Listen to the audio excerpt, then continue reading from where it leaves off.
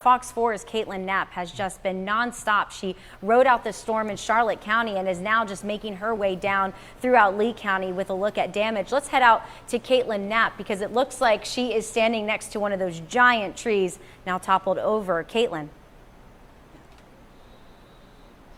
Yeah, right now I'm off of College Parkway and McGregor, where, as you can see, there are several trees that are uprooted. This one is just massive, way above my head.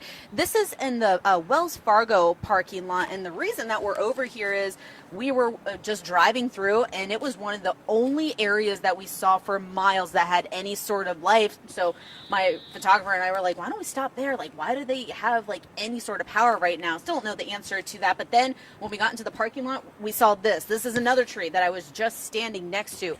It is uprooted and there is flooding underneath it. We don't know how deep it is, but there's some asphalt on the ground as well. It's just, this tree just split in half. I mean, look at this, guys. Let me see if I can get through here real quick, Mike. I mean, this just completely snapped off of what looks like, oh, it's this tree right up here. Just completely snapped off. It shows you just how powerful Hurricane Ian was. Now, when I was also over here, I'm sure a lot of people are going to be dealing with this. If there's no power, how are we supposed to get, cash out to go pay for water or food or anything like that? Well, I was curious. So I went over here to the ATM here at the Wells Fargo. And unfortunately, there is no cash at the ATM. This is something that we're going to be dealing with for a while until the power comes back on. They might have taken it out just for safety reasons, and you can't even drive through some of this because some of the debris on the ground, and then part of the roof is gone at the end over there. That's really what we've been seeing. It's a little hard to see though when we're driving around just because it's pitch black out. The only thing that you can see are the headlights of the oncoming car, the taillights when you're driving, and then police vehicles. I want to get to that. There have been so many first responders out here. I'm talking EMS, fire, police, just scattered everywhere.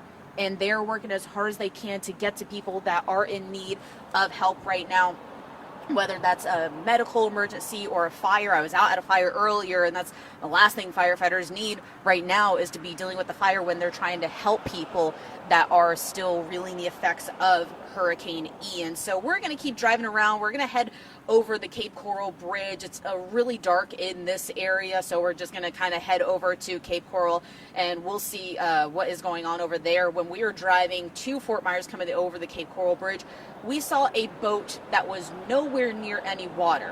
Where it came from, we have no idea. Mike and I were talking about it, and we're like, there's no water. Where did this boat come from? Was it in somebody's yard and they were trying to strap it down? It was just the most baffling thing. And then we also saw, my photographer pointed this out, dumpsters in the middle of the road.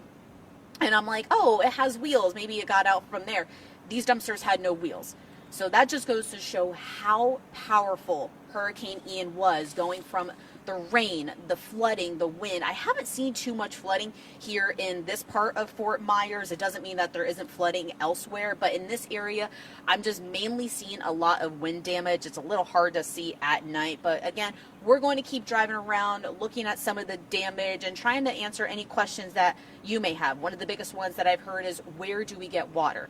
Well, I've only been able to find one place with water that was open, this fantastic store, and they were taking cash, and they opened their doors as soon as they could. And a gentleman said, you need to get them on the news. What they're doing is saving lives and helping people. So I don't remember the intersection of this store, but we want to thank you because we went inside and got a couple things in there. So I really wanted to thank this particular store as well. FEMA is going to be sending water and food to this area. They're still trying to get the resources all put together. I was looking it up on our way here. So once we get that information, we'll be sure to bring it to you. And we're going to keep driving around tonight to see what kind of damage we can see. And again, answer any more questions that you may have. So for now, reporting live in Fort Myers, Kaitlin Knapp, Fox 4.